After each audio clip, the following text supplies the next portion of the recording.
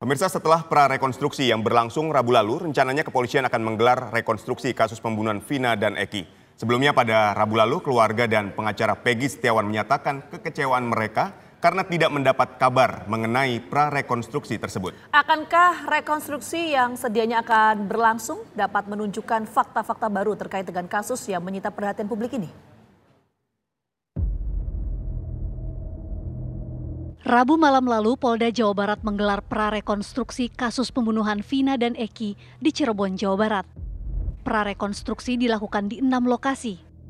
Lokasi prarekonstruksi pertama di warung nasi di Jalan Saladara.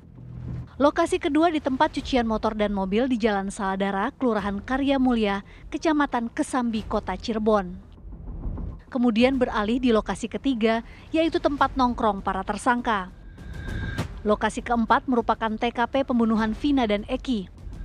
Lokasi kelima warung di sekitar lokasi pembunuhan. Selanjutnya yang terakhir di flyover Talun, tempat jenazah Vina dan Eki dibuang oleh pelaku. Dalam prarekonstruksi, penyidik menanyai saksi secara tertutup di dalam mobil milik Polda Jawa Barat. Petugas juga menandai TKP tempat ditemukannya jenazah Vina dan Eki. Keluarga dan kuasa hukum Peggy Setiawan pun hadir dalam prarekonstruksi ini.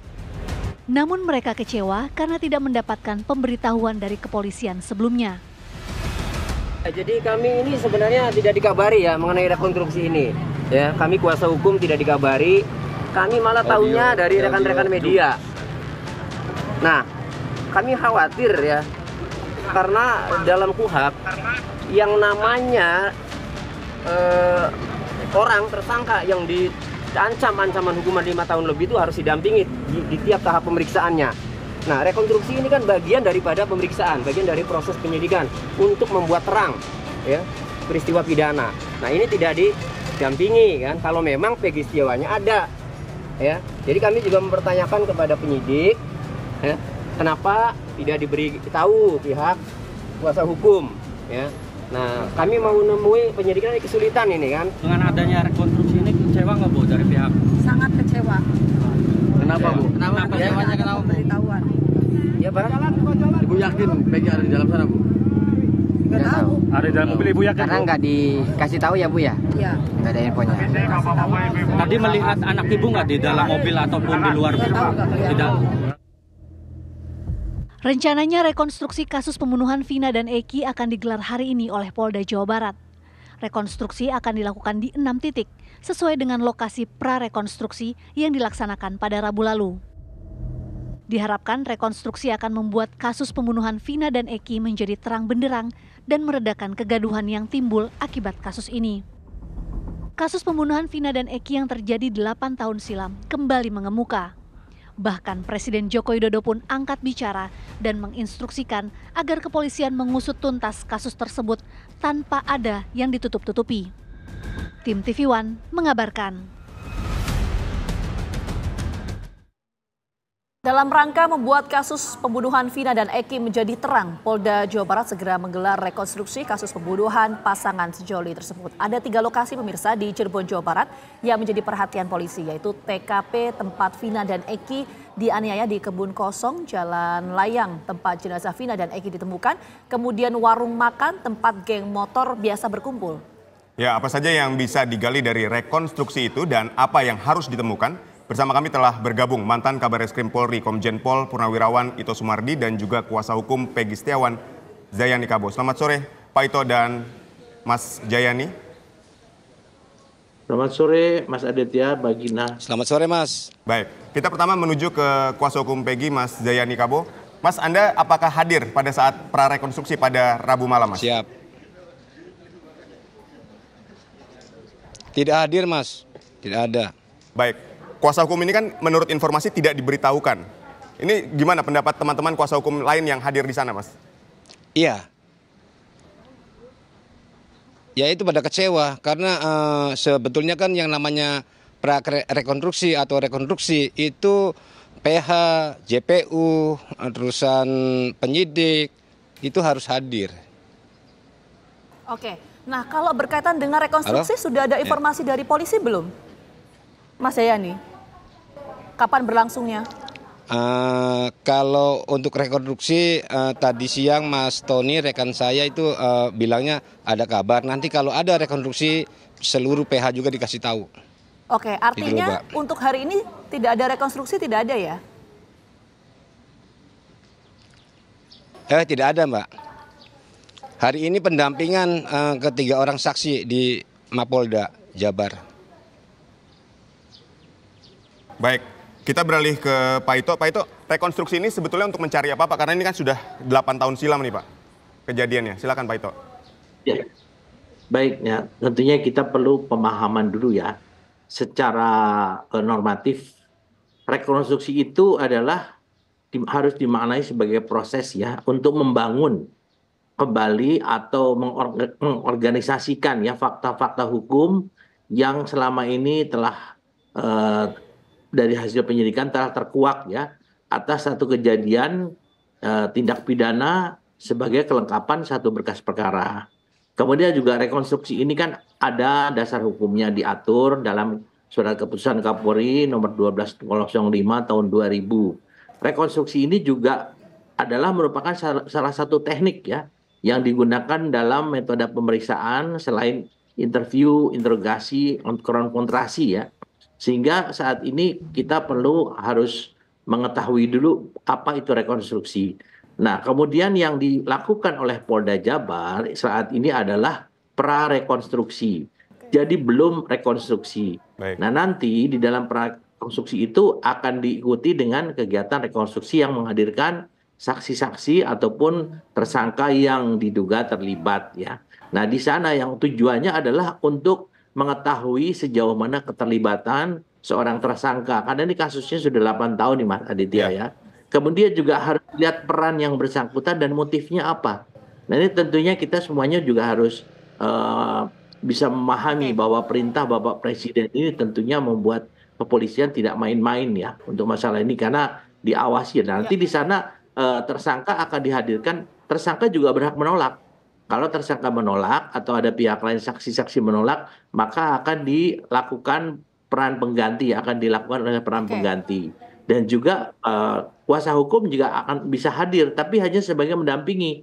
Jadi tidak boleh protes, nggak boleh misalnya menyampaikan pendapat. Itu yang berlaku lazimnya dalam rekonstruksi. Karena kalau misalnya kuasa hukum itu dianggap mengganggu jalannya rekonstruksi, maka dari pihak petugas mereka dapat untuk meminta kuasa hukum tidak mengikuti rekonstruksi. Itu aturannya demikian, Mbak. Oke, Pak Ito, kalau memang dalam rekonstruksi nanti kita akan tahu siapa saja pelakunya, termasuk motifnya apa.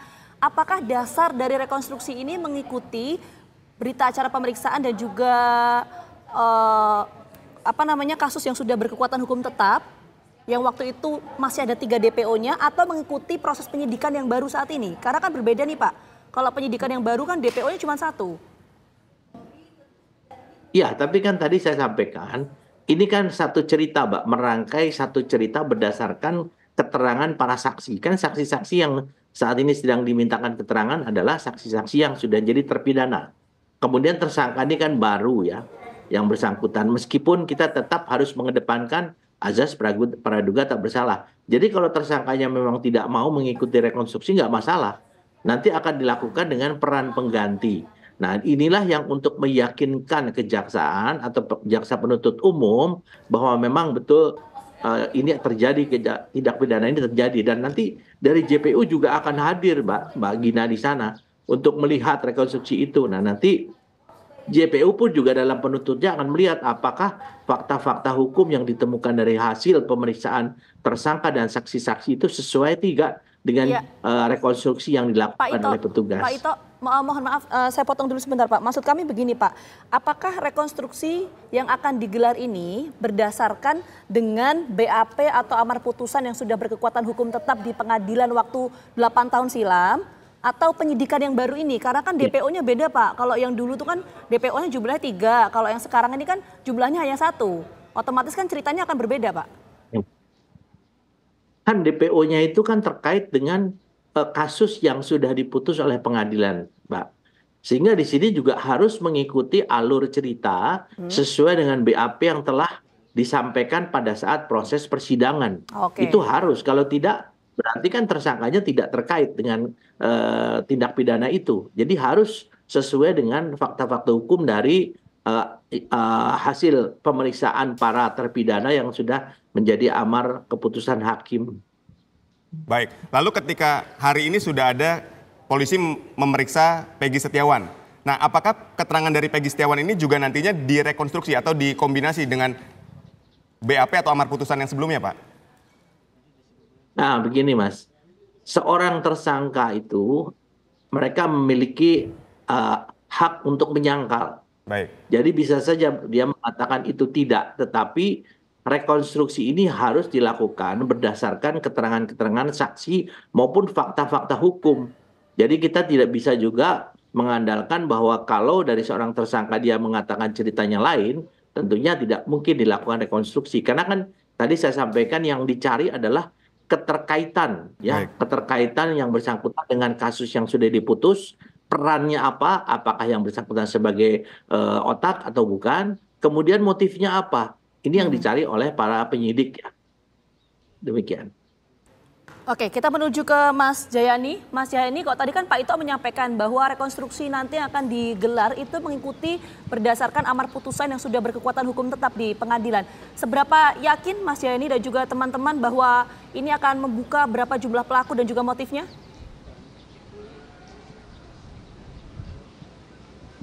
Kalau saya mah sangat yakin bahwa saudara Peggy Setiawan itu bukan pelaku.